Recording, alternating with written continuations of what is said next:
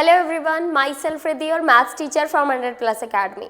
सो आज मैं आपके साथ डिस्कस करने जा रही हूँ हमारी क्लास 9 का जनवरी टेस्ट सीरीज़ का फर्स्ट टेस्ट पेपर, 80 मार्क्स का फुल सिलेबस टेस्ट पेपर। और हम इसमें डिस्कस करेंगे कि कितने इंपॉर्टेंट क्वेश्चंस थे, क्या स्ट्रैटेजी थी आपको क्वेश्चंस को अटेम्प्ट करने की, क्या बेटर एक्सप्लेनेशन है, और अगर आपने कोई भी क्वेश्चन गलत भी करा है या फिर इवन किसी भी रीज़न से उसमें कुछ भी मार्क्स या आपको नहीं आया समझ में, सो इस वीडियो के थ्रू आपको समझ आ जाएगा कि क्या करेक्शन कर सकते हो आप, सो दैट कि आप जब आप फाइनल अपना एग्ज़ाम दो तो वहाँ पर ये मिस्टेक्स रिपीट ना हो। ठीक है, for that you have to attend this पूरा लेक्चर। आपको देखना है स्टार्टिंग से एंड तक, आपको देखना है टू द पॉइंट, एक एक चीज़ आपको नोट डाउन करनी है। सारे वो क्वेश्चंस जो हम यहाँ पर डिस्कस करेंगे उनको आपको बाद में री अटेम्प्ट करना है, सो दैट आपकी प्रैक्टिस भी हो जाए। ठीक है, सो बिना किसी देरी के हम स्टार्ट करते हैं। So this is the first maths full syllabus test paper. यहाँ पर फर्स्ट क्वेश्चन है सब्ट्रैक्ट 5√3 + 7√5 एंड देन। तो आपको इन दोनों को क्या करना है, आपको इन दोनों को सब्ट्रैक्ट करना है। सो यहाँ पर आपको इससे सब्ट्रैक्ट करना है। So first I will write this वाला term. So I'll write here 3√5 minus 7√3 and minus because and 5√3 plus 7√5। अब आप यहाँ पर देखो, जब माइनस साइन अंदर एंटर करेगा तो हमारे पास क्या हो जाएगा बेटा, साइन चेंज हो जाएंगे। 5√3 minus 7√5। अब आप देखो यहाँ पर क्या हो जाएगा, लाइक टर्म कौन कौन सी, ये दो लाइक टर्म है और ये दो लाइक टर्म है। तो यहाँ पर अगर मैं इनको सब्ट्रैक्ट करूँगी तो फिर हमारे पास क्या आ जाएगा, हमारे पास क्या आ जाएगा, देखो ये हमारे पास आ जाएगा -4√5 एंड यहाँ पर हमारे पास आ जाएगा क्या, -4 ये 12। ठीक है, क्योंकि ये नेगेटिव दोनों है तो वो ऐड हो जाएंगे। अब यहाँ पर हम माइनस कॉमन कर सकते हैं, ये √5 प्लस, क्योंकि माइनस साइन कॉमन करोगे तो आप पॉजिटिव हो जाएगा, और ये 3√3। इज देयर एनी ऑप्शन, यहाँ पर कोई ऑप्शन है? यहाँ पर देखो, यहाँ पर इन्होंने 4 कॉमन नहीं करा है, फर्स्ट ऑप्शन करें, इन्होंने यहाँ पर सिर्फ नेगेटिव साइन कॉमन कर लिया, माइनस साइन कॉमन करके 4√5 और फिर उन्होंने +4√12। 4 कॉमन है, वैसे तुम कर सकते हो बट ऐसा कोई ऑप्शन नहीं है, so we will mark first option. समझ आ रही है बात? देखो नेक्स्ट क्वेश्चन में आपको दे रखा है, इसमें आपको √3 की वैल्यू पुट करनी है और आपको इसको सिंप्लीफाई करना।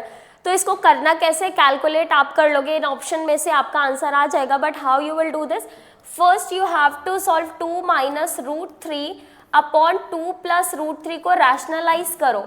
What you will do, you have to do, आपको अपोजिट फैक्टर से मल्टीप्लाई करना है, आपको अपोजिट फैक्टर से मल्टीप्लाई करना है। एंड यू कैन सी कि ऊपर आपके पास 2 - √3 का होल स्क्वायर है एंड नीचे आपके पास 4 - 3 विच इज़ 1।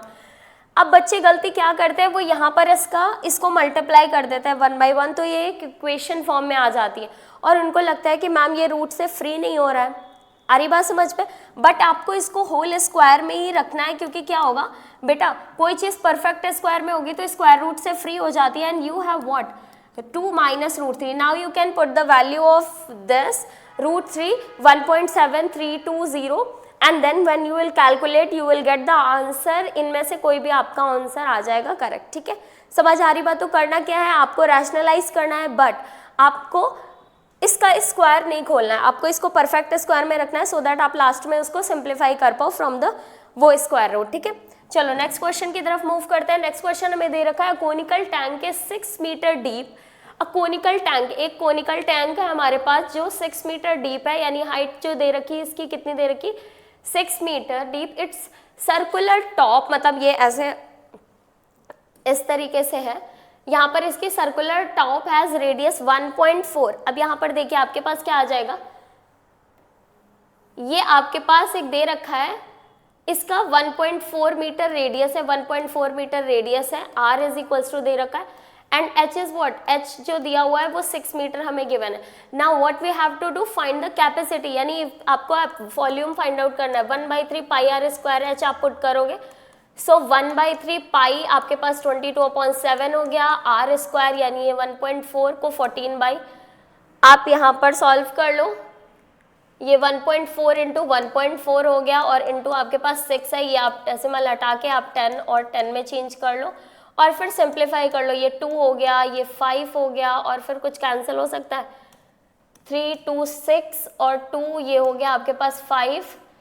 ठीक है, फिर इसके बाद आप ये आपके पास बचा यहाँ पर 22/25 और इसको आप क्या करेंगे, यहाँ पर आप क्या करेंगे, और भी कोई चीज़ बच रही है, ये 14 भी है हमारे पास, ये एक 14 भी है। When you will calculate this, you will get your answer in options में से आपका आंसर करेक्ट आ जाएगा। बात समझ आ रही है? कुछ नहीं करना, आपको डायरेक्ट फॉर्मूले में अप्लाई करना है, और इस तरीके से मल्टीप्लाई करने से पहले आप उसको सिंप्लीफाई कर लो जितना भी आप कर सकते हो।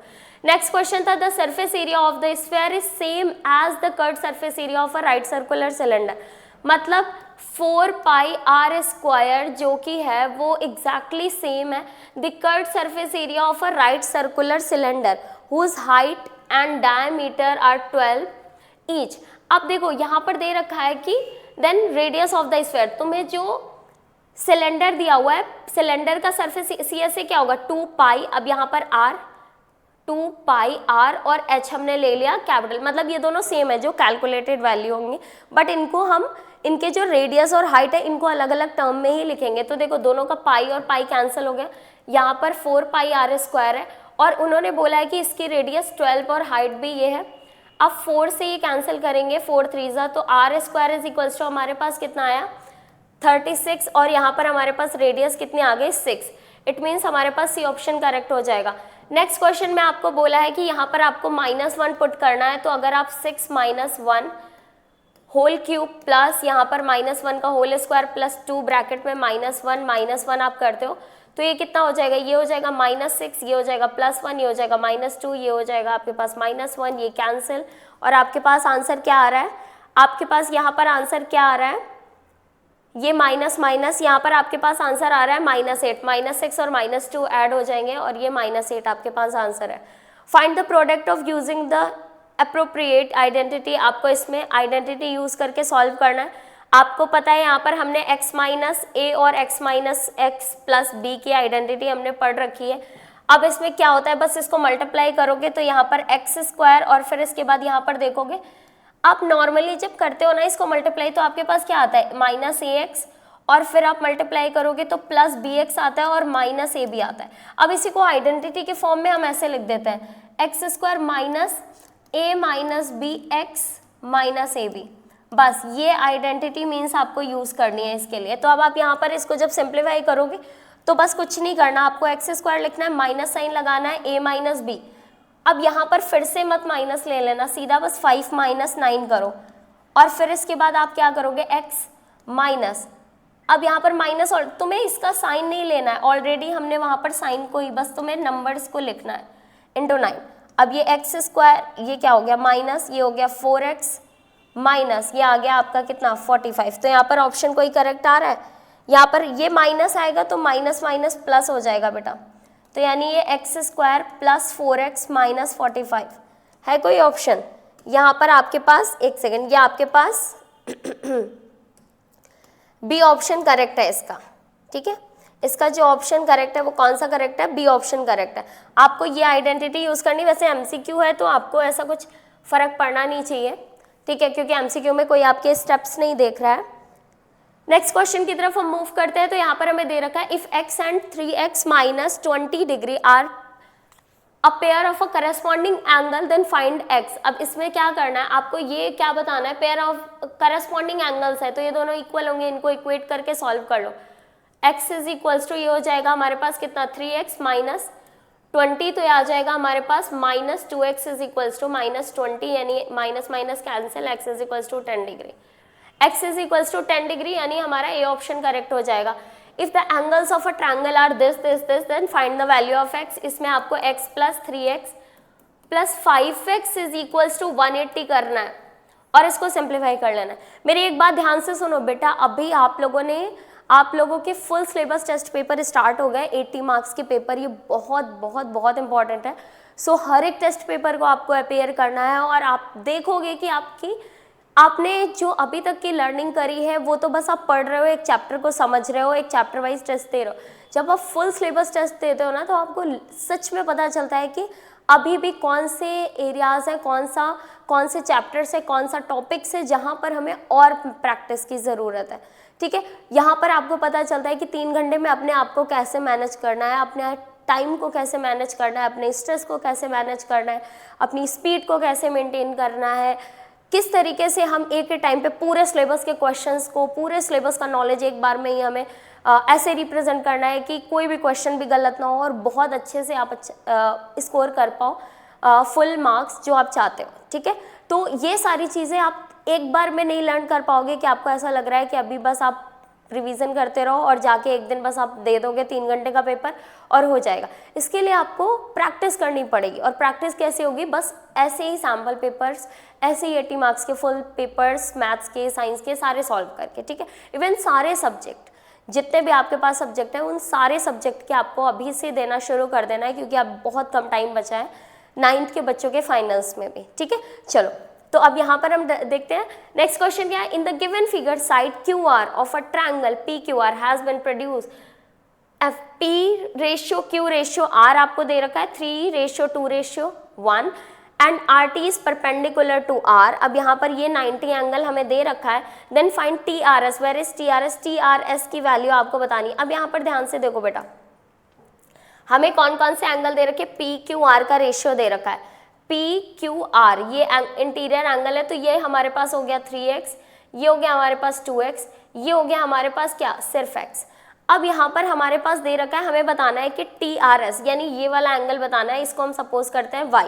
तो अब बहुत सिंपल है बेटा, देखो इसमें 3x plus 2x plus x is equals to, तुम क्या कर दोगे?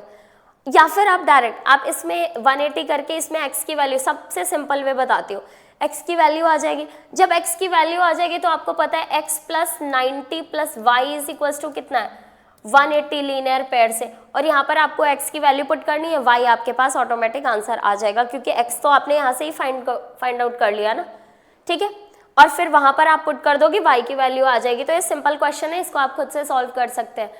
इन triangle PQR, PQ is equals to 7.5, QR is equals to 6.2 and PR is equals to name the least angle of a triangle। अब ध्यान से सुनो, अगर आप कोई भी ट्रायंगल बना रहे हो, PQR मैं बता रही हूँ, सपोज करो ये PQR हमारे पास ट्रायंगल है बेटा, और यहाँ पर मैंने इसकी 7.5 लिख दी और ये हमारे पास है QR कितना है? 6.2 और यहाँ पर मैंने 6.4। अब ध्यान से सुनो बेटा, जो जितनी बड़ी साइड होगी, अब यहाँ पर ग्रेटेस्ट साइड का अपोजिट एंगल्स भी उतना ही होता है, ग्रेटर होता है, ठीक है। तो सबसे बड़ी साइड, अब यहाँ पर सबसे छोटी साइड कौन सी है? ये वाली साइड सबसे छोटी है ना, देखो 6.2 सबसे छोटे है, तो इसका जो अपोजिट एंगल होगा ना, यहाँ पर अगर मैं ऑर्डर लिखूँ ना एंगल का, तो इस तरीके से होगा। सबसे पहले देखो 7.5 ग्रेटर है तो सब एंगल आर सबसे ग्रेटर होगा, फिर इसके बाद क्यू होगा, एंगल क्यू होगा, और फिर इसके बाद आपका क्या होगा? Angle P. तो यानी यहाँ पर जो लीस्ट एंगल होगा वो हमारे पास क्या हो जाएगा? एंगल पी, क्योंकि उसके अपोजिट साइड सबसे छोटी है। अब हम बात करते हैं next. In the given figure ABCD is a parallelogram in which angle A is 70 degree, calculate angle C। अब एक बात बताइए, पैरेललोग्राम में एंगल C कैलकुलेट करने की क्या जरूरत है? बिकॉज अपोजिट एंगल्स क्या होते हैं? इक्वल होते हैं, तो ये भी क्या आ जाएगा? 70 डिग्री। एंड नेक्स्ट क्वेश्चन की तरफ मूव करते हैं। The measure of two angle of a quadrilateral are 60 each. एक क्वाड्रिलेटरल दे रखा है जिसमें कोई भी दो एंगल्स आपको दे रखे हैं, quadrilateral are 60 each and the other two angles are equal. मतलब ये 60 है हमारे पास और अदर टू एंगल्स हमारे इक्वल हैं। Angles are, what is the measure? Simple से बात है, ये 120 आ जाएगा, ठीक है। इन द गिवन फिगर हमारे पास दे रखा एंगल सम प्रॉपर्टी लगा के आप सॉल्व कर सकते हो। In the given figure ABCD is a square, a line segment DX cuts the side BC at X, ठीक है, BC at X and the diagonal of AC at O, diagonal of AC at O, ये हमारे पास point दे रखा है, such that COD is 105 and OXC ये हमें एंगल x दे रखा है, ये वाला हमारे पास एंगल x दे रखा है।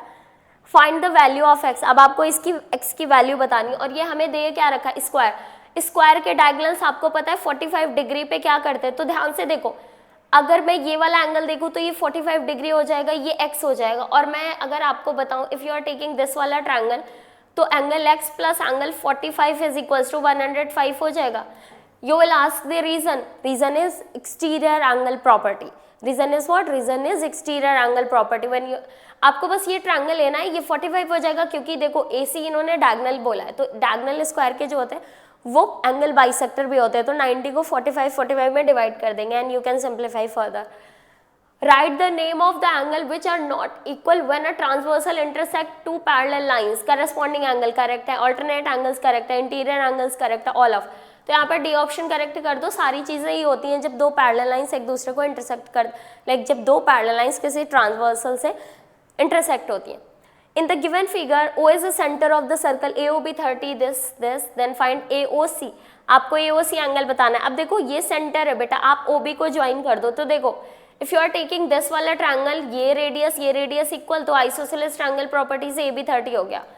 ये और ये भी इक्वल हो जाएंगे तो आपके पास ये 40 डिग्री हो जाएगा. तो 30 + 40 आपका आ जाएगा 70 डिग्री, और 70 का डबल कर दोगे तो ये आपके पास आ जाएगा यहाँ पर सीधा 140 डिग्री. तो यहाँ पर हमारे पास ऑप्शन कौन सा करेक्ट हो जाएगा? डी ऑप्शन करेक्ट हो जाएगा. नेक्स्ट क्वेश्चन की तरफ मूव करते हैं. इन the given figure AE is the diameter of a circle, right the numerical value of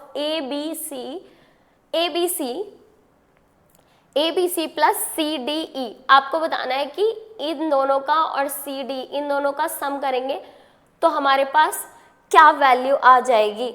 अब इसके बाद हम यहाँ पर देखते हैं और हमें दिया हुआ है कि AE जो है वो डायमीटर है. तो देखो यहाँ पर अगर मैं बात करूँ तो सबसे पहले अगर मैं इसको ज्वाइन कर दूँ, क्योंकि हमें यहाँ पर एक क्या बताना है, एक हमें साइक्लिक, या फिर ऐसे देखो अगर ये हमें डायमीटर दे रखा है तो मैं इसको अगर ज्वाइन करती हूँ तो ये हमारे पास कितना आ गया, ये हमारे पास 90 डिग्री आ गया. ठीक है, ये हमारे पास कितना है, ये हमारे पास 90 डिग्री है बेटा. अब इसके बाद हम क्या कर सकते हैं, अब हम यहाँ पर क्या कर सकते हैं, ये 90 आ गया और ये हमारे पास क्या दे रखा है, ये हमारे पास साइक्लिक क्वाड्रिलेटरल दे रखा है, ये हमारे पास साइक्लिक क्वाड्रिलेटरल दे रखा है. तो इसके बाद आप क्या कर सकते हो इस क्वेश्चन में, इसका और इसका सम, अपोजिट एंगल्स का सम कितना होगा, 180 डिग्री. ठीक है, और इस वाले पूरे एंगल का सम और इस पूरे एंगल्स का सम कितना होगा, 180 डिग्री. मतलब अगर मैं यहाँ पर एक चीज लिखूं, यहाँ पर मैं अगर लिखूं कि एंगल ABC या फिर सीधा सीधा ऐसे लिख लो, angle A plus angle D का सम जो होगा, नहीं, यहाँ पर देखो आप कैसे कर सकते हो इसको, कोई दूसरा वे हम लोग ढूंढ रहे हैं. अगर मैं इसको ज्वाइन करती हूँ तो ये भी आपका 90 डिग्री हो जाएगा, और आपको बताना है यहाँ पर एंगल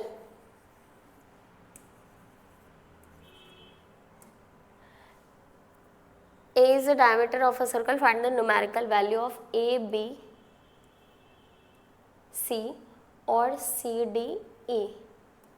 ठीक है, तो यहाँ पर अगर आप ध्यान से देखो तो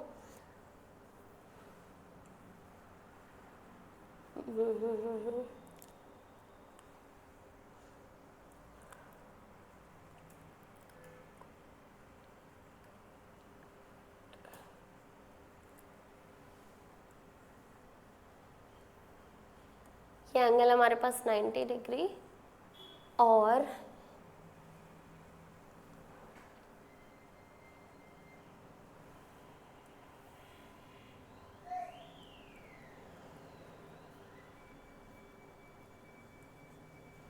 ये भी हमारे पास 90 डिग्री है. एंगल ABE जो है एंड एंगल ADE जो है वो हमारे पास है 90 डिग्री. ठीक है, और फिर इसके बाद हमें अगर ये वाले एंगल्स मिल जाए, एंगल X और ये एंगल Y, एंगल X और एंगल Y के लिए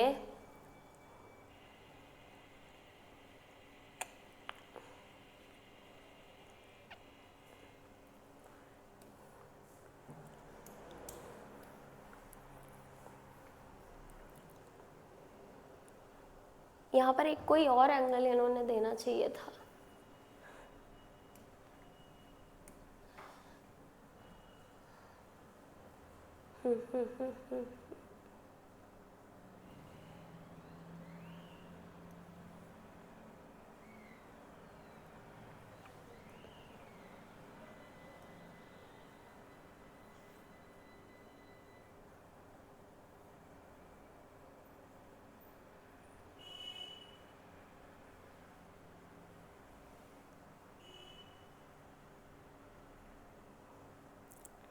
इसको इस तरीके से सॉल्व कर सकते हो.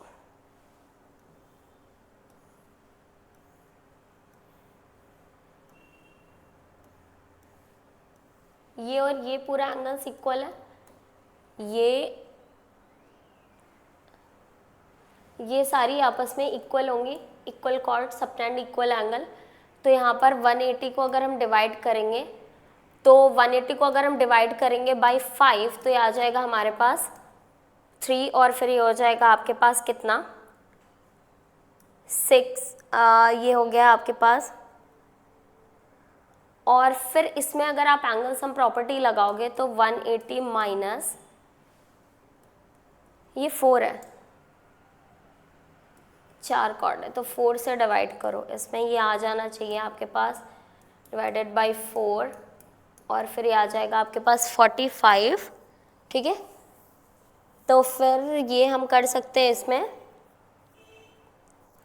45 और फिर ये अगर एंगल 45 है हमारे पास तो फिर 180 माइनस,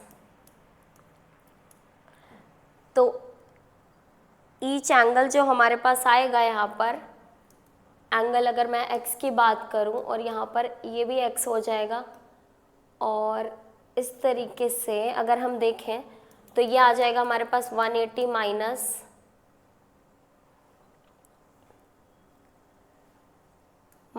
45 डिवाइड बाई 2, ये आ जाएगा 5 और ये हुआ हमारे पास कितना 3, 135 डिवाइडेड बाई 2, ये आ जाएगा हमारे पास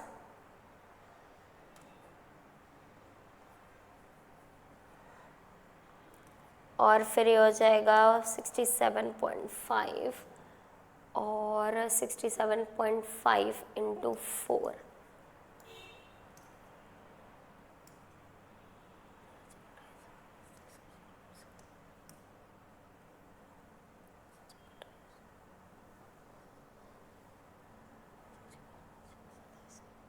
to seventy is the answer, 270 is the answer. अब हमने क्या करा, हमने इनको इक्वल ले लिया। अब ये 4 पार्ट्स में डिवाइड हो रहे हैं, पूरा 180 है तो मैंने डिवाइड बाई 4 कर दिया है, 45 आया। ये ईच एंगल निकाल लिया हमने। अब ये और ये 2 बारी सम होके कितना हो जाएगा, और इसी तरीके से इसका भी, सबका मेजर सेम आने वाला है। तो इन सबको मैंने टोटल एक एक्स को मल्टीप्लाई विथ 4 कर दिया और ये हमारे पास 270 आंसर आ गया, जो कि ए ऑप्शन करेक्ट है इसका, ठीक है। तो ये थोड़ा सा क्वेश्चन था, इसका ये आंसर है। अब यहाँ पर find the value of x from the following figure, line this parallel to m। अब यहाँ पर ये x दे रखा है, ये 110 दे रखा है, तो आपको पता है एंगल x प्लस 110 होता है आपके पास कितना 180 डिग्री, और ये को इंटीरियर एंगल प्रॉपर्टी से हो जाता है, तो x की वैल्यू आप फाइंड आउट कर सकते हो माइनस करके। Right the undefined term in the geometry. आपको क्या क्या दे रखा है यहाँ पर, पॉइंट्स, लाइन्स, एंड आपको यहाँ दे रखा है कि planes and all of above. तो यहाँ पर तो ऑल ऑफ अबव का ऑप्शन करेक्ट हो जाएगा, ये सारे अनडिफाइंड टर्म है ज्योमेट्री में। अब डायरेक्शंस दे रखे है, मतलब यहाँ पर असर्शन एंड रीजन क्वेश्चंस हैं, और आपके पास असर्शन तो जो दे रखा है वो क्या दिया हुआ है यहाँ पर, यहाँ से है ABCD is a cyclic quadrilateral then angle C is 60 degree. तो ऑपोजिट एंगल का सम 180 होता है तो ये 60 डिग्री आ जाएगा। Adjacent angle of a cyclic quadrilateral are supplementary. Adjacent angles of a cyclic quadrilateral, opposite angle supplementary होते हैं, एडजेसेंट नहीं होते, तो इसका सी ऑप्शन करेक्ट होना चाहिए। Assertion is true but reason is false. Next है हमारे पास 20th क्वेश्चन है, यहाँ पर लिखा हुआ है in an angle is equal to the twice of its supplementary. एक एंगल है, if an angle is equal to the twice of its complement then the measure of the angle is 60। तो suppose करो एक angle है, वो इसके complement, इसका complement क्या होगा 90 माइनस एक्स, इसके 2 टाइम्स के बराबर है, तो x इज इक्वल्स टू ये कितना हो जाएगा हमारे पास 180 माइनस 2x, ये हो जाएगा 3x इज इक्वल्स टू 180, और x इज इक्वल्स टू कितना आ गया 60 डिग्री। तो ये तो सही है, असर्शन तो करेक्ट है। फिर इसके बाद बोला है the sum of 2 complementary angles is 90 degree. तो यहाँ पर दोनों ही ऑप्शंस करेक्ट हैं, और रीजन जो है वो करेक्ट एक्सप्लेनेशन भी है, इसलिए वे मार्क ऑप्शन ए, ठीक है। अब नेक्स्ट हम सब्जेक्टिव क्वेश्चंस पे आ जाते हैं। यहाँ पर पहला क्वेश्चन है, यहाँ पर वेरीफाई, क्वेश्चन नंबर 1 है आपके पास, 21 है सब्जेक्टिव का। Verify if x minus one is a factor of this polynomial. तो अब आपको क्या करना है, यहाँ से x की वैल्यू फाइंड आउट करनी है, x इज इक्वल्स टू 1 आ जाएगी and you have to substitute this value in your polynomial. If this is equals to 0 then we will say yes this is a factor of this polynomial. तो as you can see in the answer, ये जब मैंने value put करी तो यहाँ पर जो हमारा रिजल्ट आ रहा है वो पॉलिनॉमियल ऑफ 1 इज 0। ठीक है, 1 जब मैंने सब्स्टिट्यूट करा x की जगह पे तो हमारा रिजल्ट 0 हो गया, hence we can say that. Now evaluate 203 into 205 without multiplying directly, so you have to use identity. You can write this is 200 plus 3 and this is, you can write 200 plus 5 and you know the identity of a plus x plus a and x plus b, which is x square plus a plus b into x and ab. So now again you have to only write the numbers. जो ये हमारा x है, 200 will be x and this is a, this is b, you have to write only and then you will get your answer. This is what 41,615 is your answer.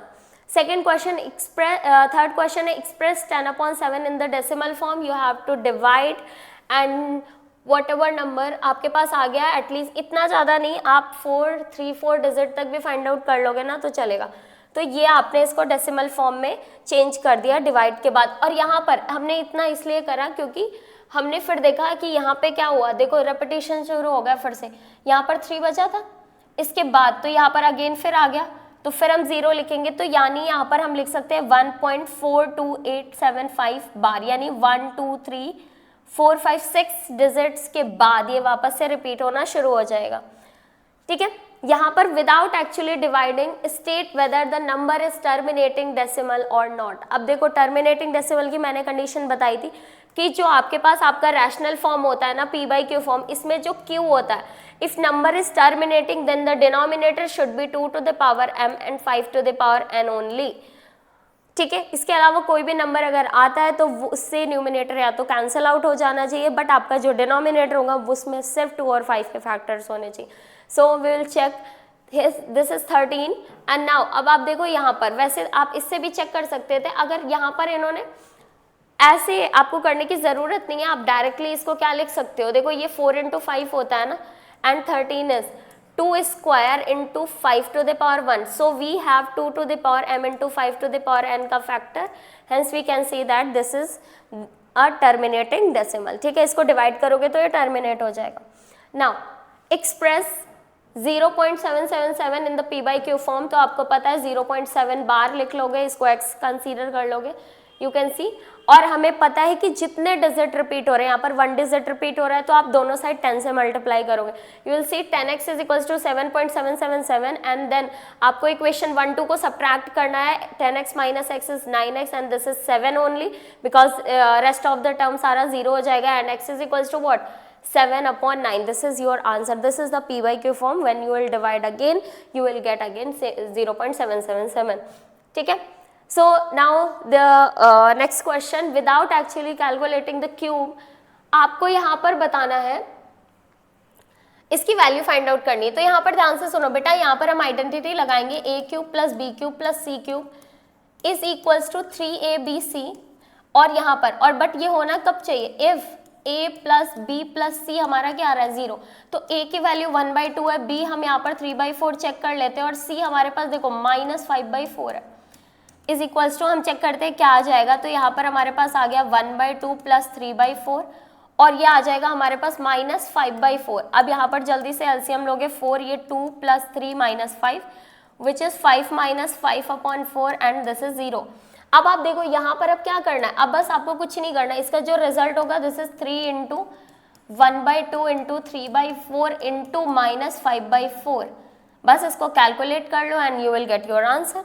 This is the answer of the question. तो without actual calculating the cube, आपको अगर identity find out करनी तो हमें देगा कि यहाँ पर a³ b³ c³ दिया हुआ है, तो हमें ये एक आइडेंटिटी पता है कि if the sum of a + b + c is 0 then we can write a³ + b³ + c³ is equals to what 3abc। ठीक है, नेक्स्ट क्वेश्चन की तरफ मूव करते हैं। यहाँ पर हमें इसका क्यूब, इसमें हमें आइडेंटिटी यूज करनी है, तो आइडेंटिटी आपको मैंने बताई है, x - y का होल क्यूब क्या होता है, this is ax³ - y³ - 3xy and bracket में व्हाट x - y। आपको बस इसका यूज करना है, आपके पास a/2 - b/3 होल क्यूब है तो आप क्या करोगे यहाँ पर a/2 का होल क्यूब एंड माइनस ये हो जाएगा b/3 का whole cube and this is -3 into a/2 into b/3 and what, ये आ जाएगा ब्रैकेट में आपके पास a/2 माइनस b/3 एंड आपको ये 3 और 3 कैंसिल हो जाएगा। फर्दर सिंप्लीफाई करना है, ये a³ / 8 हो जाएगा माइनस ये b³ अपॉन आपका 27 हो जाएगा माइनस ये हो जाएगा आपके पास ab/2 and this is what a/2 minus b/3। आप इतना भी लिख सकते हो but if you want you can multiply this वाला टर्म भी आप मल्टीप्लाई कर सकते हो, तो ये आपके पास आ जाएगा a³ / 8 माइनस b³ / 27 एंड ये हो जाएगा minus a² b/ 4 and plus ab² upon what 6। This is your answer. So if you want to open cube तो आप ये आइडेंटिटी यूज करके इसको फर्दर सिंप्लीफाई कर सकते हो। नेक्स्ट क्वेश्चन आपके पास दे रखा है यहाँ पर, नेक्स्ट क्वेश्चन आपको दिया हुआ है the side of a triangle are in the ratio 12, 17, 25 and its perimeter is 540 then find its area। तो सिंपल सा क्वेश्चन है, हमने बहुत बारी कर रखा है ये हेरोन्स फार्मूला का क्वेश्चन। हमें रेशियो में दे रखी साइड, हमने 12x, 17x, 25x कंसीडर कर दिया because we know what is the perimeter. Perimeter is 540 given है तो हमने उससे इक्वेट कराया। Now we know the value of x and x आप वापस सब्स्टिट्यूट करोगे तो आपको आपकी साइड्स मिल जाएंगी 120, 170 एंड 250। अब आप यहाँ से सेमी पेरीमीटर फाइंड आउट करोगे which is the half of perimeter is 270। इसके बाद आपको क्या करना है, इसके बाद आपको यूज करना है Heron's formula which is s minus a, s minus b, s minus c। आपको सारी वैल्यूज पुट करनी है and remember one thing, when you are going to simplify this root there is no need to multiply each and every term, you just write down the prime factorization of the number. This will be 3 multiply with 3 multiply with 3 into 10 and this is what 3 into 5 into 10 and this is what, this is 10 into 10 and this is 2 into 10। अब आप और भी देख लो, जितने pair बन रहे हैं उनको फ्री कर लो, फिर 10 को भी 5 और 2 में सिंप्लीफाई कर लो और इस तरीके से आप पेयर बना बना के नंबर्स को फ्री कर दो and you will get answer very easily. So the area of the triangle is 9000 centimetre square. Come to the next question, find the value of k if 2x minus 3 is a factor of this। अब देखो कोई किसी का factor होता है तो मतलब जैसे ही आप उसकी वैल्यू उसमें पुट करोगे your answer will be equals to 0। तो आपको क्या करना है, आपको सिंपली आपको इस फैक्टर की x की वैल्यू फाइंड आउट करनी है विच इज 3/2 एंड आप जब ये वैल्यू अपने पॉलिनोमियल पुट करोगे एंड आपको इक्वेट करना है 0 से। क्यों इक्वेट करना है, क्योंकि ये इसका फैक्टर है, ऑलरेडी उन्होंने बोला हुआ है। अब आप इसमें सिंपल सा सिंप्लीफाई करोगे, एलसीएम लोगे एंड आपकी वैल्यू क्या आ जाएगी, k is equals to 12। You just check your answer, pause the video and solve. एक बार ही आप खुद से सॉल्व करो एंड देखो कि आपने सेम आंसर आपको आ रहा है या नहीं, ठीक है। तब तक हम नेक्स्ट क्वेश्चन डिस्कस करते हैं। यहाँ पर हमारे पास है नेक्स्ट क्वेश्चन, क्या लिखा हुआ है यहाँ पर, ABCD is a parallelogram, ABCD is a parallelogram, AP and CQ are perpendicular from the vertices of A and, ठीक है, A and C on the diagonal BD। अब आपको बताना क्या है, हमें प्रूफ करना है कि APB, where is APB, APB ये वाला ट्रायंगल जो आपको दे रखा है, मैं किसी दूसरे कलर का यूज करती हूँ, ये आपको APB ये एक ट्रायंगल दे रखा है और दूसरा ट्रायंगल आपको दे रखा है CQD। मीन्स आपको इन दोनों को क्या करना है, इन दोनों को आपको कॉन्ग्रुएंट करना है। तो आप देखो इस फर्स्ट वाले पार्ट के लिए क्या करेंगे, हमारे पास ये दोनों साइड्स तो इक्वल है तो यहाँ पर हम लिख सकते हैं कि भाई AB इज इक्वल्स टू क्या हो जाएगा, CD एंड विद दैट आप क्या लिख सकते हो, angle APB is equals to angle CQD 90 degree. और यहाँ पर क्या है, ये है हमारा ऑपोजिट साइड्स ऑफ पैरेललोग्राम, ये opposite sides of a parallelogram है ना। इसके बाद अब आप देखो यहाँ पर एक और चीज हमें चाहिए, एक और चीज चाहिए। तो अब वो क्या हो सकती है, वो हमारी ऑल्टरनेट एंगल्स भी हो सकते हैं, वो हमारी ऑल्टरनेट हम लिख सकते हैं ना, ये हमारा ऑल्टरनेट एंगल। तो AAS से और AAS से हम दोनों ट्रायंगल को कॉन्ग्रुएंट कर सकते हैं। अगर मैं इसको एंगल 1 और इसको एंगल 2 बोल दूं तो हम यहाँ पर लिख सकते हैं angle 2 is equals to angle 1 which is alternate interior angles, then by AAS ये दोनों ट्रायंगल हमारे क्या हो गए, कॉन्ग्रुएंट होंगे। एंड जैसे ही आपने इनको कॉन्ग्रुएंट करा उसके बाद आप CPCT से AP is equals to CQ लिख सकते हो बाय CPCT, ठीक है। तो ये बहुत ही इजी क्वेश्चन था, हो गया। एंड देन यहाँ पर नेक्स्ट क्वेश्चन दे रखा है, ABCD is a quadrilateral in which PQRS are midpoint of the side AB, BC, CD and DA. AC is a diagonal. आपको शो करना है SR is parallel to AC. बहुत simple है. देखो एक बात बताइए बेटा, आपको ये सारे मिड पॉइंट दे रखे हैं एंड यू नो क्वाड्रिलेटरल में हमने मिड पॉइंट थ्योरम पढ़ी है. क्वाड्रिलेटरल में हमने मिड पॉइंट थ्योरम पढ़ी है ना. when a line is passing through the midpoint of any two side of a triangle is parallel to the third side and equal to half of it, this you know. So अब यहाँ पर हमें क्या करना है, हमें first part में SR को AC के पैरेलल करना है. तो हमने ACD एक ट्रायंगल ले लिया एंड यहाँ पर हम लिख सकते हैं फॉर द फर्स्ट पार्ट हम लिख सकते हैं S and R are the midpoints points of side AD and CD. तो फिर यहाँ पर हम क्या लिखेंगे, then by mid point theorem SR will be parallel to AC and SR will be half of AC. This is your first proof. Now आपको PQ is equals to SR proof करना है. तो बेटा देखो यहाँ पर मैं आपको जल्दी से बता देती हूँ कि the same thing you will do in the second triangle, जो कि आप ये वाला कंसीडर कर सकते हो. In this triangle आप इन अ ट्रायंगल, ये वाला आपका ट्रायंगल था ट्रायंगल ADC एंड यहाँ पर हम लेंगे एंगल ABC और यहाँ पर आप लिखेंगे P and Q are the midpoints. Then by MPT आप लिखेंगे यहाँ पर what, PQ is parallel to AC and PQ is half of AC. अब आप यहाँ पर एक चीज देखिए, suppose I am considering this is equation 1 and this is equation 2. So from equation 1 and 2 I can write because SR is half of AC and PQ is also half of AC. So मैं यहाँ पर लिख सकती हूँ क्या, PQ is equals to what, ये हो जाएगा हमारा SR from equation 1 and 2. From the equation 1 and 2. And now the next is PQRS is a parallelogram. अब एक चीज़ और देखो बेटा, यहाँ पर आपने जैसे इक्वेशन 1 और 2 को इक्वेट कराया, सेम इसी रीजन से if you are considering this is 3 and 4, तो आप यहाँ पर क्या लिखोगे कि from the equation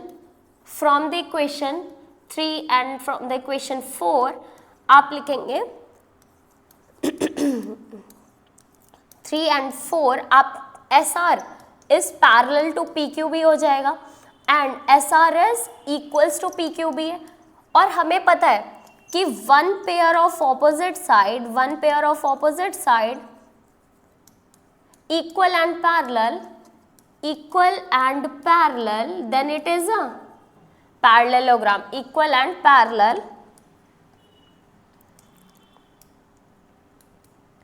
then it is a parallelogram. समझ आ रही बात, ये आपका एक पैरेललोग्राम हो गया. तो ये सारे तीनों जो पार्ट्स थे उनका कंप्लीट एक्सप्लेनेशन था. आप इसको अपने वे में अच्छे से रिप्रेजेंट करो. पहले आप फर्स्ट पार्ट उसको बेटर वे में सारी चीज़ें लिखो एंड देन आप इसको ऐसे सॉल्व करोगे. ठीक है. नेक्स्ट क्वेश्चन हमें दे रखा है डिस्ट्रीब्यूशन ऑफ, ये 100 पर्सन है जिनका वेट का आपका डिस्ट्रीब्यूशन है और आपको हिस्टोग्राम कंस्ट्रक्ट करना है. तो ये सिंपल क्वेश्चन है, आप इससे रेफरेंस ले सकते हो. आपको एक साइड सबका वेट लिखना है जो कि फ्रीक्वेंसी है एंड यहाँ पर जो आपको क्लासेस इंटरवल दे रखा है कहाँ से स्टार्ट है ये आप किंग बना दोगे क्योंकि 0 से वेट स्टार्ट नहीं हो रहा है.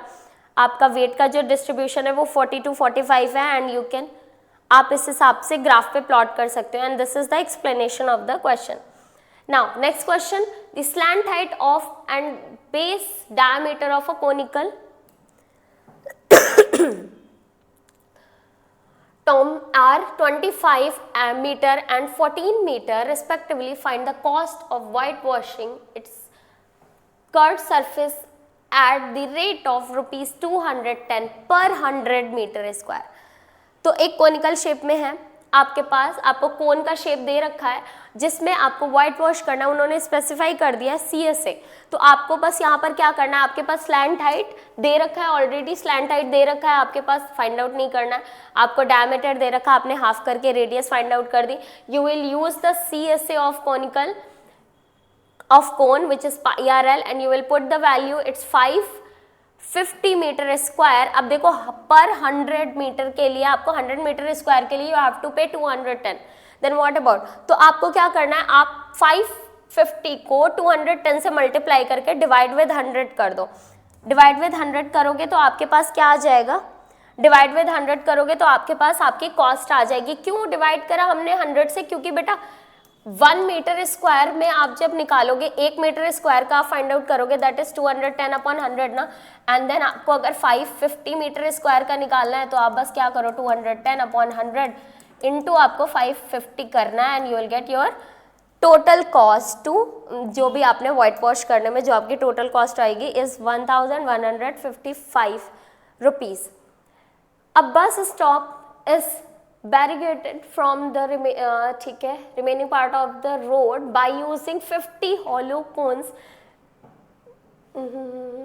each base of a diameter 40 centimeter and height is 1 meter. This is in centimeter, this is in meter.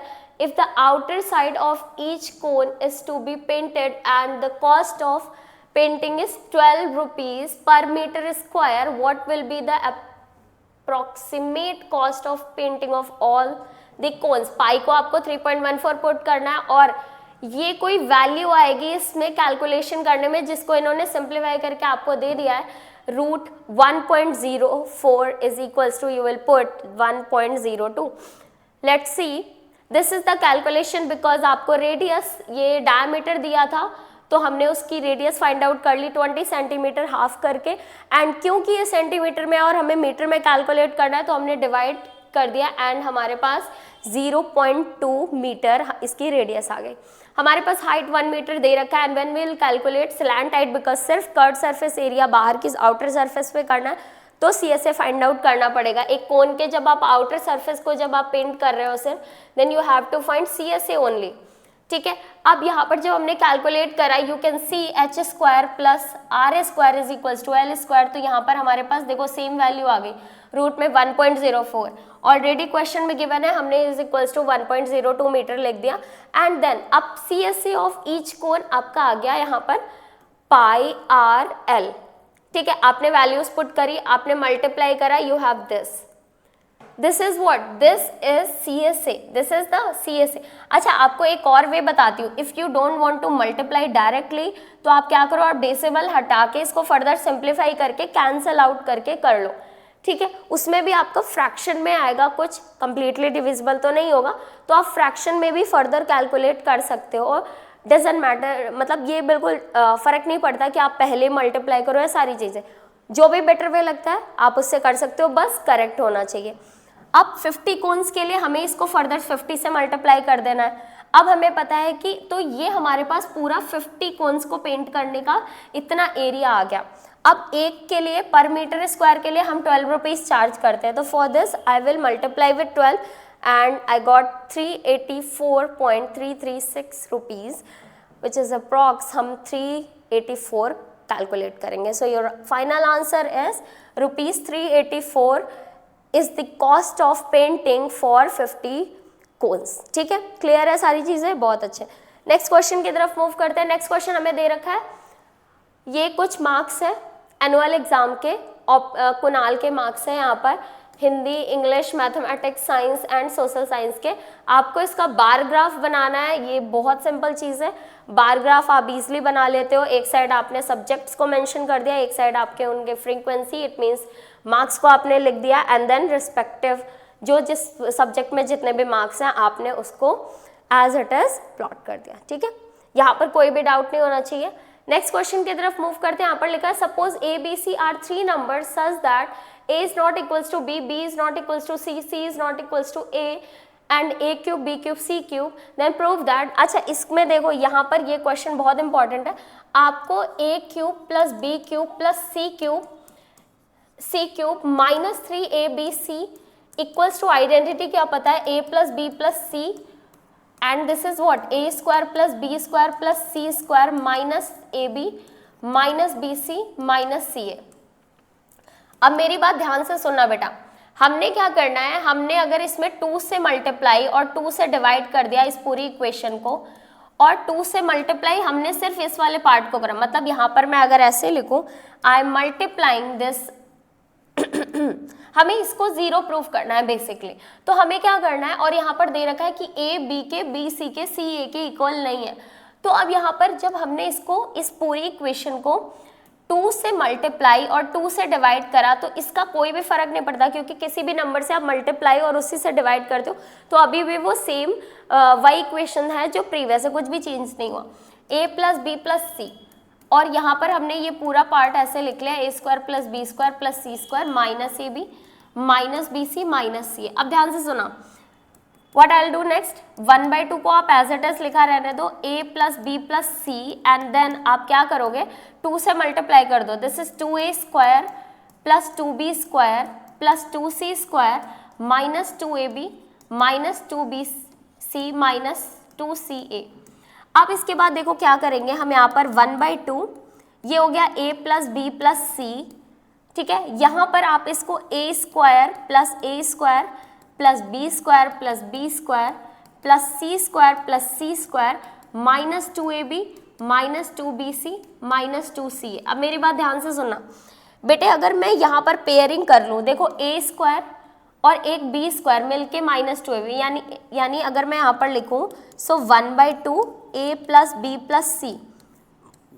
अगर मैं a square plus B square minus 2ab को एक पास लिख लूँ, फिर एक बार क्या करूंगी, फिर एक b और एक c और एक 2bc को एक पास लिख लो, like b square plus C square minus 2bc, और फिर एक a स्क्वायर और एक क्या c स्क्वायर और माइनस 2ca लिख दूँ। ये सारे हो गए, देखो 2 बार a है, 2 बार b है, 2 बार c है, सारी चीज़ें हो गई। तो अब आप अगर ध्यान से देख पा रहे हो तो ये हमारे पास क्या लिखा हुआ है इस ब्रैकेट में, this is what a minus B का whole square plus b minus C का whole square plus c minus a का होल स्क्वायर, राइट। अब यहाँ से आपको एक स्टेटमेंट लिखना है, यहाँ से आपको एक स्टेटमेंट लिखना है। अच्छा, ये पूरा टर्म 0 होगा तो या तो ये पूरा 0 हो जाए या फिर ये वाला टर्म 0, राइट। अब आप यहाँ पर क्या लिखोगे, because we know that and it is given that a is not equals to b, a is not equals to b, तो ये वाला जो ब्रैकेट में वैल्यू ये हमेशा या तो नेगेटिव होगा या पॉजिटिव होगा, क्योंकि अंदर का जो वैल्यू होगा, अगर a ग्रेटर, इक्वल कभी नहीं होंगे क्योंकि नॉट इक्वल का साइन लिखा हुआ है, a ग्रेटर होगा तो b लेस होगा, पॉजिटिव आंसर आएगा, b ग्रेटर होगा a लेस होगा तो नेगेटिव आंसर आएगा, बट इसका जो फाइनल आंसर आएगा स्क्वायर के बाद हमेशा पॉजिटिव होगा। सो हम ऐसा लिख सकते हैं, as we know that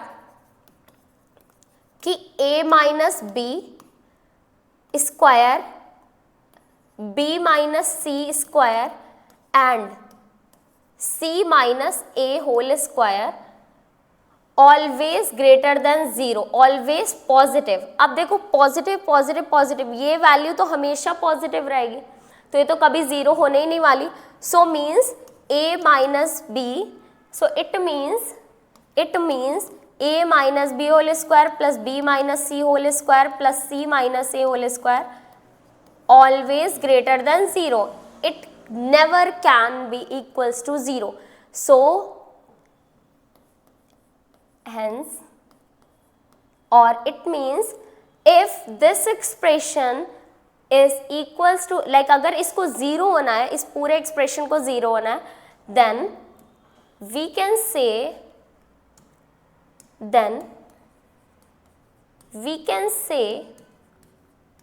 if ये पूरा expression equals to 0, then a plus B plus C must be equals to 0, hence proved. देखो आपने ये प्रूफ कर दिया ना कि आपने इसको दूसरे वे में, आपकी ये पूरी आइडेंटिटी इन्होंने इक्वल्स टू 0 करा है, तो हम यहाँ को लिखेंगे then we can say that a plus B equals to 0। Why? Because if a cube plus B cube plus C cube minus 3abc equals to 0 है अगर, तो a plus B plus C को 0 होना पड़ेगा। अदरवाइज आप बताओ, ये पूरा एक्सप्रेशन इन्होंने दिया हुआ है, इन्होंने क्वेश्चन में लिखा हुआ है कि ये 0 है, how this can be equals to 0? जब हम प्रूफ कर रहे हैं कि इसका जो दूसरा वाला फैक्टर है वो कभी भी 0 नहीं होगा, और अगर ये कभी 0 नहीं हो रहा है और ये भी आप ऐसे बोल रहे हैं कि ये 0 नहीं है, तो इसका रिजल्ट कभी 0 नहीं हो सकता, ठीक है। सो यहाँ पर हमें लिखना पड़ेगा कि देखो ये हमने लिख दिया है, ये हमेशा हर एक वैल्यू के लिए ग्रेटर देन 0 रहेगा क्योंकि ABC इक्वल नहीं है। और अगर ये हमेशा 0 से ग्रेटर रहेगा तो बचा क्या हमारे पास, ये समथिंग मल्टीप्लाई विद 0, इन दोनों में से किसी एक को तो 0 होना पड़ेगा ना 0 रिजल्ट के लिए. So it means we will write this term a plus B plus C must be equals to 0, otherwise answer 0 नहीं होगा. ठीक है, तो फिर इनका जो गिवन है वो खुद ही गलत हो जाएगा. तो हम यहाँ पर इस तरीके से इसको प्रूफ करेंगे. And this is very important question. आप वीडियो को पॉज करके अच्छे से समझ के नोट डाउन कर लो. ठीक है, और इसकी प्रैक्टिस करना.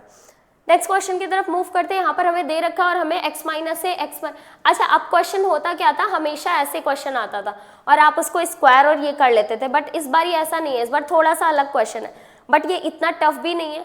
आपको क्या करना है, आपको बस इसको ब्रेक कर लेना है. ये आपके पास 5/2 आ जाएगा. x cancel, x plus 1/x क्या है, 5/2 है. आपने एक बार ये स्क्वायर करा तो आपके पास, अच्छा यहाँ पर हमें क्या करना है, यहाँ पर हमें x माइनस 1/x करना है. तो अब यहाँ पर देखो आपके पास बेटा ये वैल्यू है, you have x plus 1/x. अब आपको x minus 1/x find out करने के लिए पहले तो इसका स्क्वायर करना पड़ेगा both side. Squaring both side करोगे तो आपके पास आएगा x square plus 1/x square plus 2 is equals to 25/4. तो x square plus 1/x square is equals to आपके पास आएगा 25/4 माइनस 2. ठीक है, आप इसको सिंप्लीफाई करोगे तो x square plus 1/x square is equals to 25 minus ये 8 अपॉन क्या हो जाएगा हमारे पास यहाँ पर 4. आप इसको सिंप्लीफाई करोगे फर्दर तो ये आपके पास x स्क्वायर. अब क्या करना है, आपको फर्स्ट पार्ट के लिए x माइनस 1/x का होल स्क्वायर लगाना है, which is what, x square plus 1/x square minus 2. ठीक है, क्योंकि 2ab में वो x और x कैंसिल हो जाएगा. तो यहाँ पर ये जो आया ना आपके पास, ये पुट करोगे, स्क्वायर रूट को उधर भेजोगे हो जाएगा. और फिर थर्ड पार्ट के लिए आप क्या करोगे, जो आपके पास x माइनस 1/x की वैल्यू आएगी आप उसका क्यूब कर देना.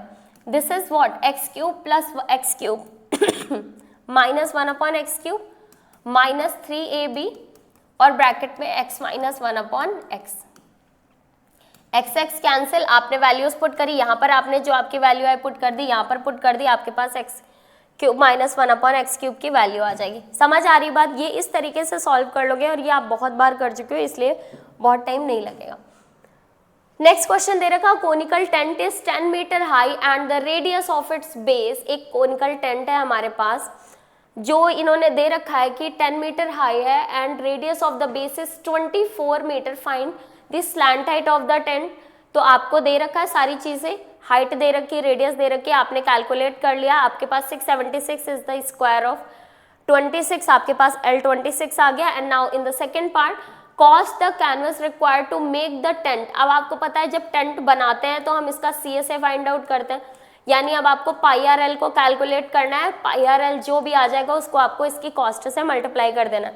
इट मीन्स CSA πRL हमने कैलकुलेट कर लिया, we got this value. And then हमें दे रखा है कि 1 मीटर स्क्वायर कैनवस के लिए 70 रुपीज़ का कॉस्ट है. तो हमारे पास इतने मीटर स्क्वायर है, we will multiply with the 70 and will get 1,37,280 rupees to make this tent. समझ आ रही बात, ये भी इजी क्वेश्चन था. नेक्स्ट क्वेश्चन हमें दे रखा है, AB is a line segment and P is its mid point, D and E are the point on the same side of this. आपको एंगल BAD, एंगल 1 और ये हमने एंगल 2 मार्क कर लिया. और इन्होंने दे रखा है कि ये वाला एंगल 3 और 4 भी इक्वल है. तो हमें बताना है ट्रायंगल DAP जो है वो हमारे पास कॉन्ग्रुएंट है कौन से वाले, इस वाले ट्रायंगल से.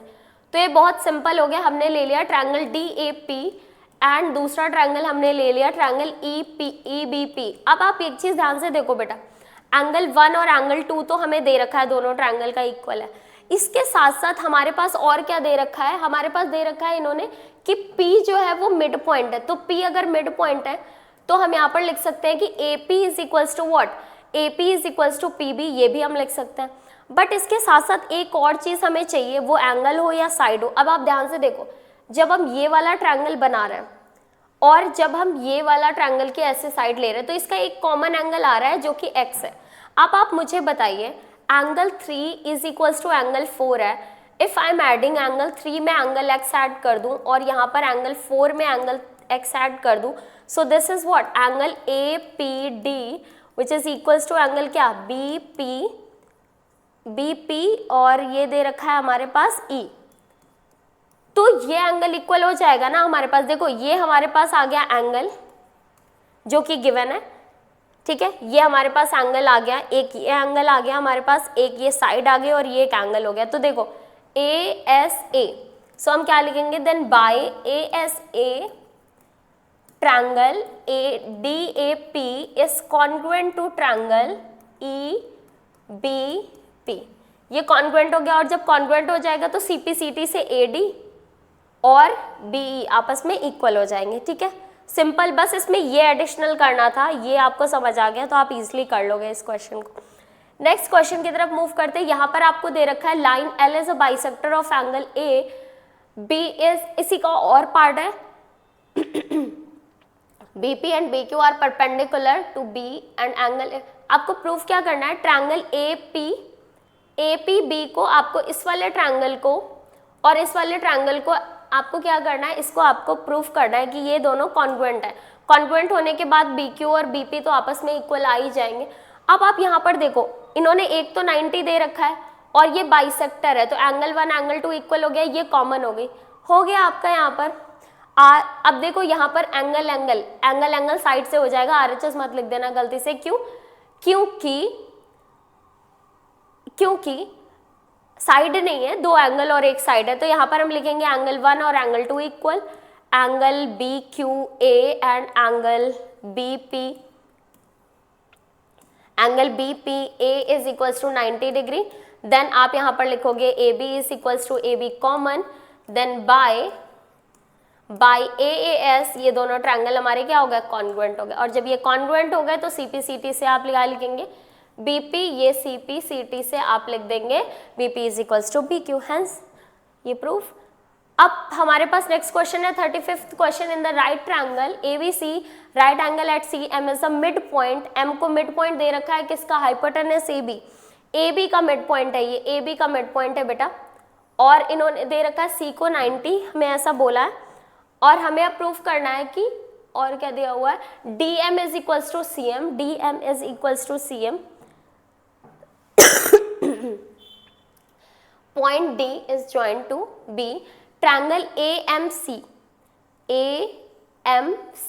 ये वाला ट्रायंगल और ट्रायंगल BMD को हमें प्रूफ करना है कॉन्ग्रुएंट। सबसे पहले तो आप ध्यान से देखो, फॉर द फर्स्ट पार्ट आप क्या लिखेंगे, यहाँ पर वर्टिकली अपोजिट एंगल आप लिख सकते हैं, एक एंगल 1 एंगल 2, और सबसे पहले आप लिखेंगे AM is equals to MB and MD is equals to MC, और angle 1 is equals to angle 2, vertically opposite angle. तो ये SAS से हमारे दोनों ट्रायंगल ये कॉन्ग्रुएंट हो गए। अब जब ये कॉन्ग्रुएंट हो गए तो अब एक चीज देखो यहाँ पर, अब आपको प्रूफ करना है DBC, आपके पास क्या है, राइट एंगल है। DBC मतलब एंगल B को भी आपको क्या प्रूफ करना है, एंगल B को भी आपको इन्होंने बोला है कि प्रूफ करो कि वो 90 डिग्री है। तो अब सिंपल सी एक चीज देखो बेटा, जब हमने इन दोनों को कॉन्ग्रुएंट प्रूफ करा, तो इस वाले ट्रायंगल का जो एंगल C था यानी एंगल 3 और इसका एंगल 4 आपस में इक्वल है। देखो C और D पोजीशन आप देखो, तो हम यहाँ पर लिख सकते हैं by CPCT angle 3 is equals to angle 4, angle 3 is equals to angle 4। हम यहाँ पर क्या लिख सकते हैं, CPCT से angle 3 is equals to angle 4, और ये क्या है, ये ऑल्टरनेट इंटीरियर एंगल है, ऑल्टरनेट इंटीरियर एंगल्स है। अब अगर ये ऑल्टरनेट इंटीरियर एंगल्स है तो हमारे पास जो BD है वो हो जाएगी पैरेलल AC के। अब अगर ये पैरेलल AC है तो angle C plus angle B का जो सम होगा वो 180 होगा को इंटीरियर एंगल प्रॉपर्टी से ये क्या हो जाएगा, इनका सम होगा 180 के। तो यहाँ पर हमारा जो एंगल B की वैल्यू आ जाएगी, क्योंकि C तो 90 दे रखा है तो हमारा B भी 90 हो गया, hence we can say that ये राइट एंगल है। फिर इसके बाद हमें थर्ड पार्ट में आपको प्रूफ करना है, यहाँ पर एंगल DBC, ये पूरा triangle, angle DBC it means ये पूरा ट्रायंगल कॉन्ग्रुएंट है ACB के। तो देखो मैं ऐसे बता देती हूँ, एक तो अभी तुमने CPCT से यहाँ पर जब आपने करा था तो यहाँ पर CPCT से कि BD और AC भी आपस में इक्वल आ गए थे CPCT से, ठीक है, इक्वल आ गए थे। तो जब आप ये पूरा ट्रायंगल लोगे ना, तो थर्ड पार्ट के लिए क्या कर सकते हो, एक तो आप लिखोगे BD इक्वल्स टू AC, आप ये लिखेंगे, और दूसरा आप लिखेंगे angle B is equals to angle C 90 degree, और एक आप लिखेंगे कि एंगल BC और मतलब साइड BC और साइड BC आपकी क्या है, कॉमन है। तो यहाँ पर भी आप सेम लिख सकते हो, यहाँ पर भी आप क्या लिख सकते हैं, बाई SAS आपका दोनों ट्रायंगल ये कॉन्ग्रुएंट हो गए।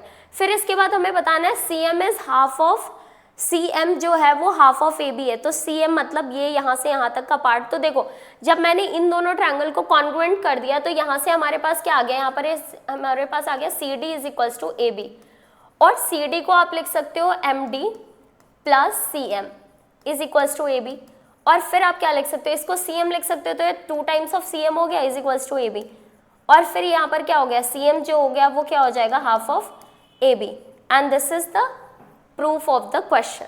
ये सारे पार्ट्स हो गए, और ये आपका 5 मार्क का क्वेश्चन है, तो ये इंपॉर्टेंट है, सारे पार्ट्स आपको अच्छे से एक्सप्लेन करना है, सब में नेमिंग करना है, ट्रायंगल का नेम लिखना है, सारी चीज़ें।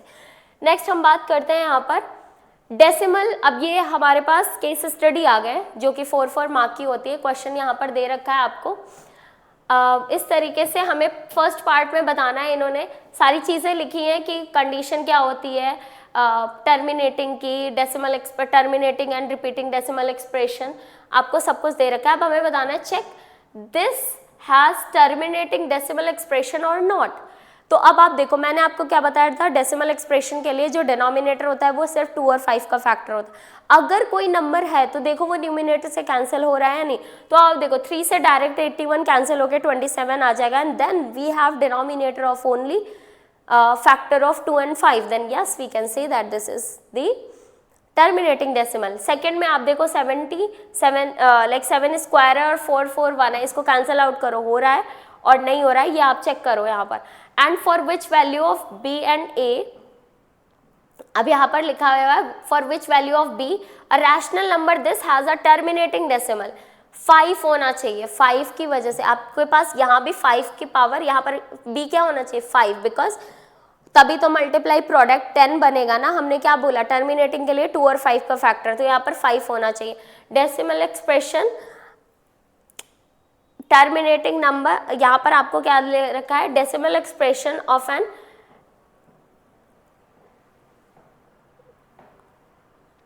देखो यहाँ पर इन्होंने क्या करा हुआ है 81, इसको सॉल्व करा, देखो इन्होंने पूरा सॉल्व करके दिखा दिया आपको ये सब करने की ज़रूरत, बट यहाँ पर कर दोगे तो और अच्छी बात है, क्योंकि सिंप्लीफाई करके इन्होंने दिखा भी दिया कि ये जो इसका टर्मिनेटिंग नंबर आएगा वो क्या आएगा 0.13। अदरवाइज आप डायरेक्ट कैसे करोगे, आपने देखो यहाँ पर 3 को कैंसिल करा और ये आपके पास आ गया 27/5 स्क्वायर इंटू 2 क्यूब आ जाएगा। अगर आपको टर्मिनेटिंग नंबर फाइंड आउट करना है तो आप यहाँ पर क्या करोगे, P और Q का वैल्यू एग्जैक्टली जो एक्सपोनेंट है वो सेम कर दो। अब 5 स्क्वायर है तो ऊपर भी 5 से और एक बार नीचे 5 से मल्टीप्लाई कर दो, तो ये 27 इंटू 5 27/5 हो गया, और ये 5 क्यूब इंटू 2 क्यूब हो गया, और नीचे आप इसको 1 क्योंकि 1000 हो जाएगा और 27 इंटू 5 कर दो, और डायरेक्ट मल्टीप्लाई करके 30 आप कैंसिल करोगे, ये आपके पास आंसर आ जाएगा सेम जो यहाँ पर है। सेकंड में इन्होंने देख लिया, देखो 7 से हमने देखा कि 7 से कैंसिल हो गया, ये इसके प्राइम फैक्टर करें तो 9 इंटू 7 इंटू 7 है, 7 7 कैंसिल, अगेन ये भी हमारे पास टर्मिनेटिंग नंबर आ गया। इसको भी सेम वे में, इसको सीधा सीधा देखो 9 अपॉन क्या लिखोगे 2 इंटू 5 का होल स्क्वायर, और ये हो जाएगा 9/10 का whole square which is 9/100, it means 0.09, ये आपके पास आ गया, ये देखो 0.09। नेक्स्ट हमारे पास क्या बोला है इन्होंने, वही उसका पार्ट है, दूसरा वाला पार्ट है, वो सेम पर्पज से यहाँ पर देखो b की वैल्यू क्या हो जाएगी 5, मैंने बोला था b is equals to 5 to make it terminating decimal. Decimal expression of an irrational number is non terminating and non repeating. जो डेसिमल देखो रैशनल नंबर जितने होते हैं वो या तो टर्मिनेटिंग होंगे या तो आपके कैसे होंगे non terminating but repeating. But non terminating and non repeating कैसे होता है, इरेशनल नंबर्स होते हैं। ये आपका थर्ड पार्ट का आंसर था। एंड देन यहाँ पर आपको कोऑर्डिनेट ज्योमेट्री से रिलेटेड आपको केस स्टडी दे रखी है, find the distance from the Raj house to the garden. तो यहाँ पर गार्डन है, यहाँ पर राज हाउस है, यहाँ पर स्कूल है। Find the distance from the garden to the Raj school, आपको गार्डन से लेके स्कूल की डिस्टेंस फाइंड आउट करनी है। Find the shortest distance of Raj house to his school, तो ये हाइपोटेनस फाइंड आउट कर लेंगे हम। If the Raj decided to travel by auto rickshaw at the fare of ₹10 per kilometre, then how much it will cost to travel house to the garden. तो यहाँ पर house to the garden के लिए हमें cost बतानी, तो simple सा map समझा देती हूँ, then I will show you the answer. सबसे पहले हमें यहाँ के कोऑर्डिनेट्स बताने हैं। ये 2,2 है हमारे पास, यहाँ के कोऑर्डिनेट्स हमारे पास 2,-2 है, और यहाँ के कोऑर्डिनेट्स जो हमारे पास है वो हमारे पास क्या है, -2, -2। तो अब याद रखना हमेशा डिस्टेंस हमेशा पॉजिटिव में कैलकुलेट करते हो, तो यहाँ से 2 यहाँ का, ये 4 आ गया हमारे पास, क्योंकि 2 यूनिट्स ऊपर 2 यूनिट्स नीचे, यहाँ पर 2 यूनिट्स, ये भी हमारे पास 4 आ गया। और ये ऐसे मत फाइंड आउट कर लेना 2 और 2, इसमें आपको ये राइट एंगल ट्रायंगल दिख रहा है, then you will calculate the hypotenuse. तो बाकी सारे ऑप्शंस तुम ऐसे मार्क कर सकते हो, पर जो शॉर्टेस्ट स्कूल टू हाउस की शॉर्टेस्ट डिस्टेंस है वो हाइपोटेनस है। देखो 4 किलोमीटर, क्योंकि ये किलोमीटर में है तो जो यूनिट्स है उनको आप किलोमीटर में लिखोगे।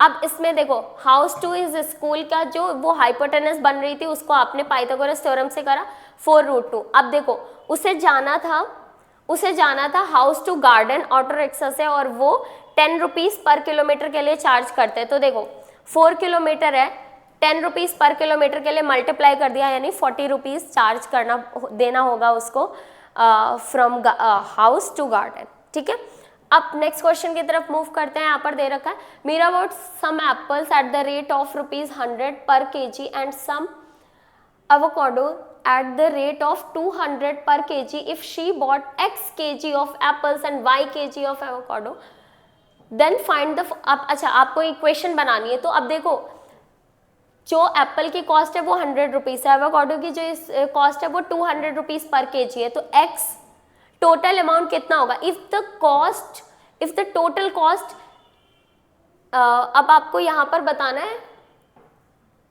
अच्छा टोटल कॉस्ट 1000, इन्होंने बोल दी कि दोनों की जो टोटल कॉस्ट है वो 1000 रुपीज है, तो इक्वेशन क्या होगी, राइट द इक्वेशन। तो देखो बेटा अगर x मैंने एप्पल्स खरीदे तो मैं उसको 100 से मल्टीप्लाई करूंगी तो टोटल कॉस्ट ऑफ एप्पल की आएगी, फिर 200 रुपीज जो पर एवोकाडो की कॉस्ट है और y करी और ये 1000 के इक्वल होगी ना।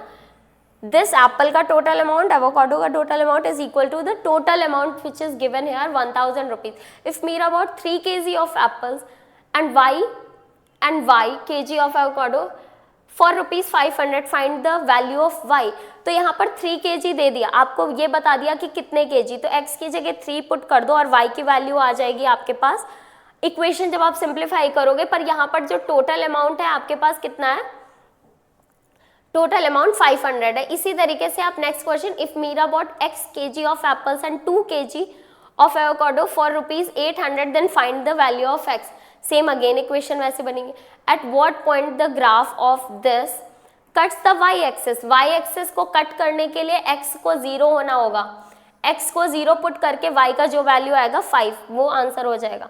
If you want to see the solution, पहले वाले का इक्वेशन देखो, ये है हमारे पास 100x + 200y 1000, सिंप्लीफाई करा x + 2y = 10। फिर इसके बाद सेकंड पार्ट में उन्होंने बोला था 3 एप्पल, तो 3 kg एप्पल की कॉस्ट हो गई 300 और 200y, अभी भी y की आपको नहीं पता कितने kg है, तो 300 + 200y = 500। इस बार टोटल 500 था, हमने कैलकुलेट करा, यानी एक एवोकाडो उसने सिर्फ परचेस करा हुआ है 1 kg मतलब। और यहाँ पर हमारे पास ये वेट वो केजी कैलकुलेट कर रहा है ना, कितने केजी एप्पल है और कितने केजी। अब यहाँ पर सेकंड पार्ट में बोला था कि अगर उस एक्स एप्पल का नहीं बताया, एवोकाडो का बोला उन्होंने कि 2 kg उसने बोला है कि वो उन्होंने परचेस करा है, तो इसकी टोटल कास्ट 400 हो गई। देन 100x + 400, इस बार टोटल अमाउंट 100 बन रहा है, यानी एप्पल्स उसने 4 kg एप्पल्स परचेस करे हुए। सेकेंड x + 2y = 10, आपको मैंने बोला कि y एक्सिस पे अगर लाइन को इंटरसेक्ट करना है तो वहाँ पर x को 0 होना होगा, यहाँ पर x = 0 होता है, तो x की जगह पे मैंने 0 पुट कर दिया, देन y हमारा क्या आ गया 5।